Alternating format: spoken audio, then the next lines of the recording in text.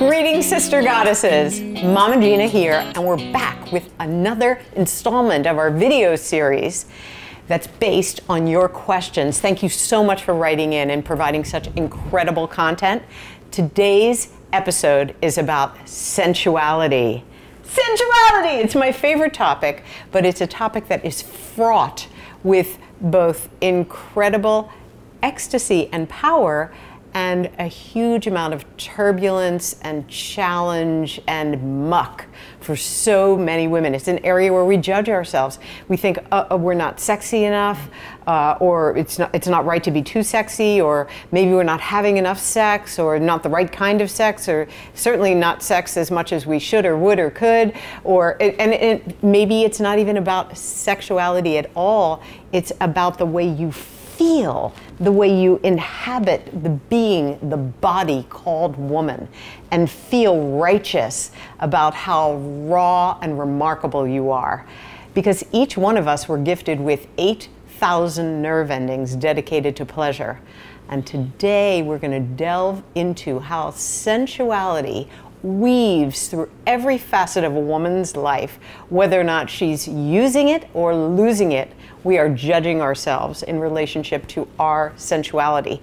Now, I must say that sensuality is tricky, not just tricky, but heartbreaking, because on the very first day of the School of Womanly Arts Mastery Program, I ask every one of the participants, about 250 women, I say, who here experienced physical, verbal, emotional, sexual abuse somewhere in her life?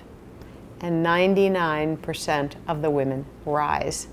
We live in a culture that does not know how to honor and celebrate a woman, but rather puts her down and keeps her down. So how do we resurrect and reinvent and relate to our sensuality in a live, ongoing conversation? And I want to start with you, Sister Goddess Bernadette, because like me, like so many women, you experienced some abuse in your past. And I know that you came to the school with a big, big question and a big, big concern. Yes. So tell me a little bit about your story. Well, with regards to sensuality, I was stuck. I was stuck in my body. There were things that I wanted to do. I'm a mover. I enjoy dancing, and I danced like I wore a girdle. I just couldn't allow myself to flow and move with ease, because as a child, having been molested, I felt somehow that I was too much, and that I needed to not do things that were what I considered too much. Well, there's so much shame that women have about our bodies, Yes. about our beauty, about really inhabiting it. We almost feel like, who are we Yes. to be hot and magnificent? So I can completely understand that.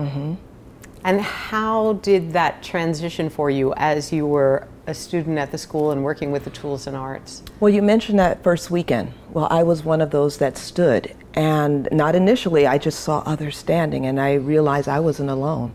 I was not alone in this struggle. And so I was one of those who stood because I had experienced abuse. And but what I enjoyed about what happened in the school was, on my journey, I learned to use tools like spring cleaning, use tools like swamping. Swamping was very important for me in this particular subject, because there was something else that needed to move and shift. Right. So that well, you have to dump the shame. Yes. In order to get to the glory. Yes. And that feeling of being too much. Well, yeah, I was too much, and it was okay to be too much. Yeah. And that's a good place to be, to just, to be able to dance and feel like it's too much without, there is no shame and glory after being through the school and using those tools to help get away, dump all of that crap.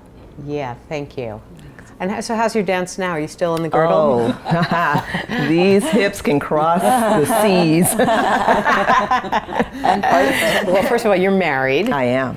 And you're not just married, you actually have not just a daughter, but grandkids. That's right. Grandkids. I have 3 grands, a 9-year-old grandson and twin boys. And well, that can make you not feel so sensual. But that too, the school has been so wonderful in honing the skills of woman and just sharpening that tool and refining and celebrating every aspect of woman. Thank you. Thank you, Sister Goddess Bernadette. Thank you. So, speaking of marriage, sensuality, Sister Goddess Myrna, how long have you been married? I just celebrated 18 years a week and a half ago, Mama Gena. Whoa. Yes. Please give Jason my congratulations. Thank you, I will. And I want to know, how do you relate to your sensuality differently now than when you first came to the school, especially inside this marriage? So many women want to know how to keep it hot. Sure. Well, before I came to the School of Womanly Arts, a lot of the trouble that I was having was pleasure resistance. So I know how to party. I know how to throw a really good party, but I'd forgotten how to party with myself. So you were kind of really good at making fun for others. Yes. But not keeping the juices going with myself. Got it. And one of the biggest, and I think that's a big thing that happens in a marriage, is sometimes it's all about them. It's all about hubby, it's all about the children, and after so long, of course, you do make it about them.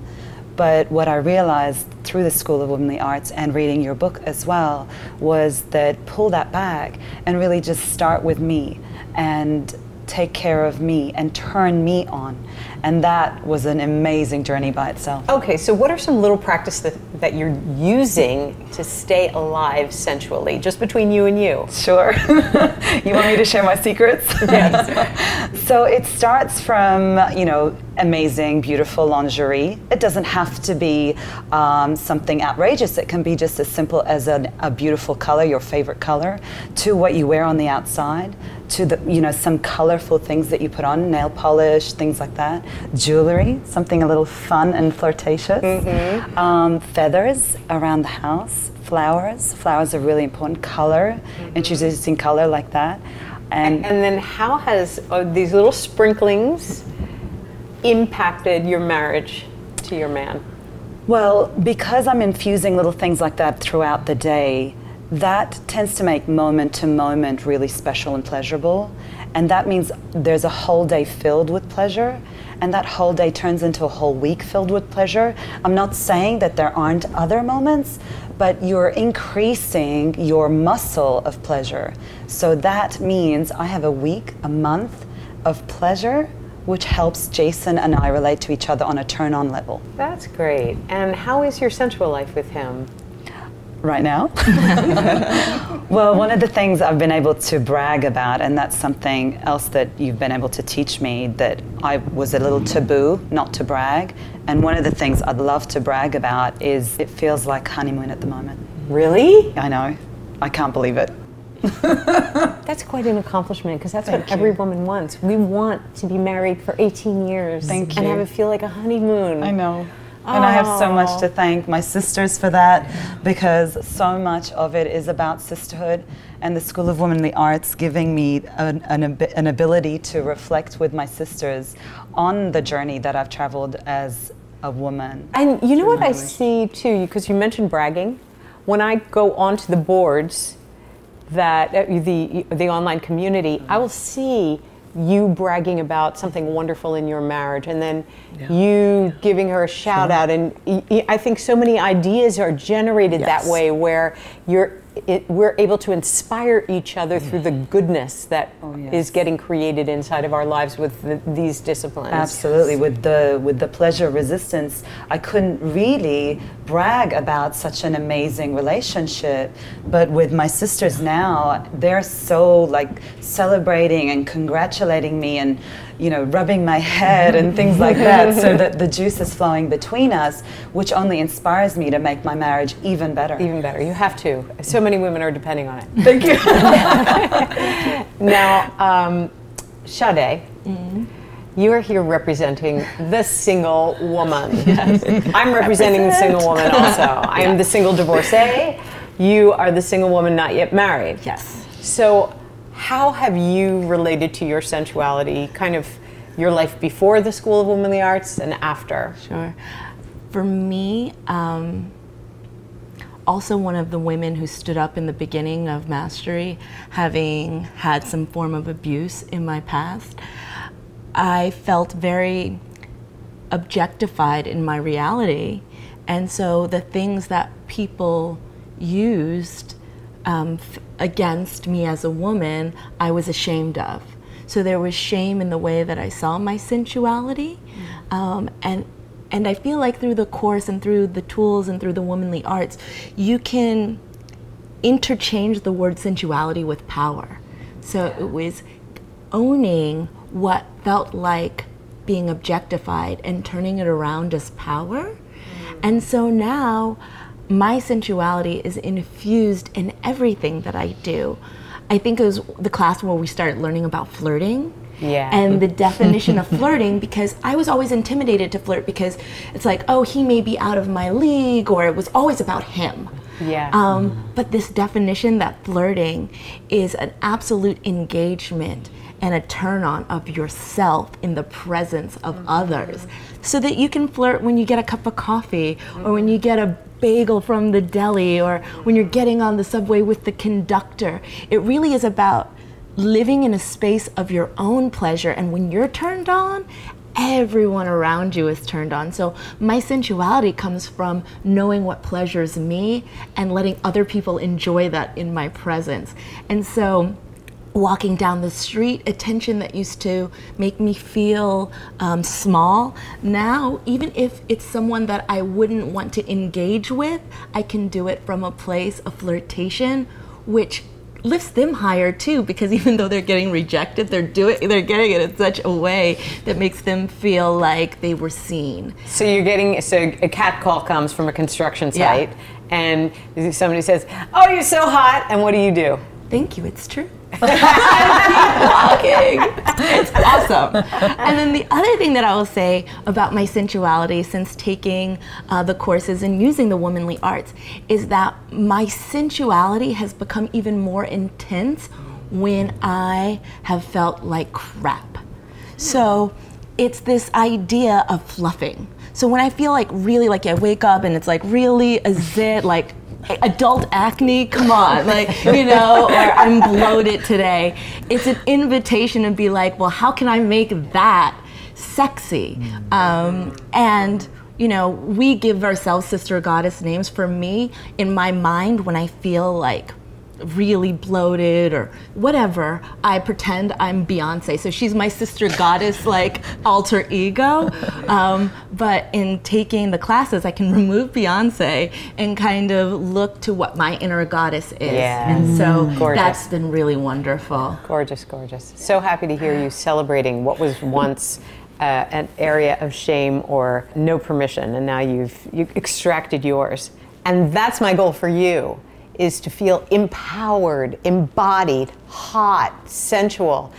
Pleasure is your birthright, and it's up to every single woman to put her key in her own ignition, turn that baby on, and take her down the highway. And in the comments below, I want to hear about all of your celebrations of yourself as a woman. I want to hear about any areas that you are still having concerns, questions, problems, anything about sensuality, you and your sensual life. Let's get it posted below. This is a conversation that we are keeping alive. It is about your unfolding womanhood. And I can't wait until our next video, because we have so much more ground to cover as we share the unfolding adventures of becoming the legends that we were born to be. See you next time.